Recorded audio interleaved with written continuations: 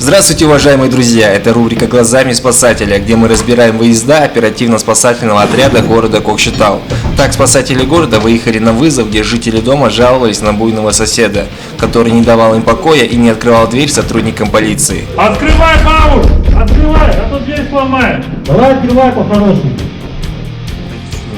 По прибытию на место вызова спасателями было принято решение о скрытии двери. Задача осложнялась тем, что внутри квартиры находился мужчина с психическим расстройством. После проведенных работ по скрытию двери внутри квартиры был обнаружен мужчина, который собирался поджечь костер прямо на полу. Далее мужчина был передан медикам и сотрудникам полиции. Давай. Куда? Зачем? Как зачем? Давай, бабушка! Давай. Что случилось? Зачем вы сломали дверь? Я тут Ничего, машину там поцарапал, видишь. Давай, стой. Бабусики. Где курточка?